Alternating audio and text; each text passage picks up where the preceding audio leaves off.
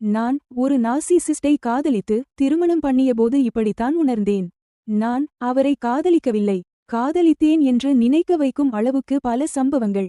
அவரை காதலிக்கவில்லை என்பதை அவரிடமே சொன்னேன். இருந்தும் அவர் எனக்கு காட்டிய அவரது பிம்பத்தை காதலிக்க வைத்தார். அனைவரையும் அரவணைக்கும் வசீகரம், என்னை கவனமாக பார்த்துக்கொள்ளும் விதம், அனைவரிடமும் சிரித்து பழகும் குணம், என் குழந்தை தன்மையை ரசிக்கும் விதம், இப்படி பல. உலகத்தில் நான் மட்டுமே அதிர்ஷ்டசாலி போல் உணரும் அளவு அவர் செயல்கள் அமைந்தன. இது அனைத்துமே அவரை நான் ஆழமாக காதலிக்க வைத்ததற்கு காரணமாக இருந்தது. திருமணத்துக்கு பிறகு கொஞ்சம் கொஞ்சமாக விஷயங்கள் அமைதியாக மாறத் தொடங்கின. அவர் என்னை குழப்பும் விஷயங்களை திருமணத்துக்கு பிறகு பேசத் தொடங்கினார். அப்போது அதை புரிந்து கொள்ள மிகவும் கடினமாக இருந்தது. எனக்கு போதுமான அனுபவம் இல்லை. மற்றவர்களிடம் பகிர்ந்தால் என் வாழ்க்கையை மற்றவர்கள் எப்படி பார்ப்பார்கள் என்ற கலக்கம். காலங்கள் கடக்க அவர் என்னை பல விஷயங்களில் குற்றம் சொல்ல ஆரம்பித்தார். அவர் செய்யும் தவறுகள் அனைத்தும் என் தவறு போல் மாற்றி பேசினார். பல வேளைகளில் வாக்குவாதம் நிகழ்ந்து ஒரு முடிவு இல்லாமல் மனதை காயப்படுத்தி மறைந்து போவார். வருந்தி வருந்தி பிறகு இந்த நிலை மாறுவதற்காக நானே போய் பேசும் நிலை வரும்.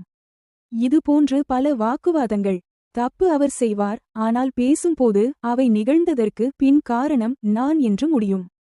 அதற்கு பிறகு பல வாரங்கள் மௌனம் மட்டுமே பதிலாக அவரிடம் பார்க்க முடியும்.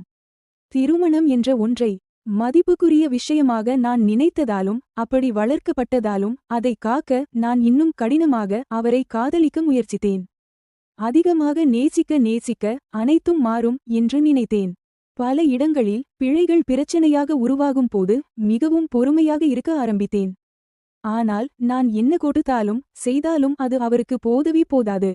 ஏனென்றால் நடக்கும் அனைத்தும் ஒருபோதும் அன்பை பற்றியது அல்ல.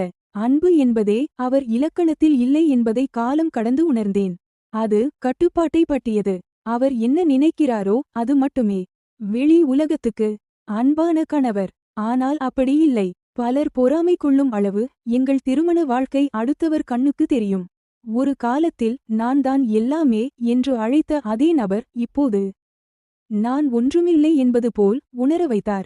அது கொஞ்சம் கொஞ்சமாக பெரிதாகியதை நான் பார்க்கவில்லை. என் குடும்பம் என்ற சொல்லை வைத்து தட்டி கழித்தேன்.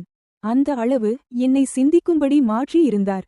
எல்லா பிரச்சனைகளும் அவரால் எழும்பினாலும் நான் தான் காரணம் என்று என்னையே நான் சந்தேகித்து கேள்வி கேட்கும் அளவு பயிற்சி அளித்தார். நான் ஒரு சமுத்திரத்தில் மூழ்குவது போல் உணர்ந்தேன். அவ்வளவு மோசமான நிலை. ஆனால் அவர் இல்லாதபோது நான் அவரை நினைத்து ஏங்குவேன். கஷ்ட நிலையிலும் அவரே உலகம் என்று நினைக்கும் அளவு என்னை மாற்றி இருந்தார்.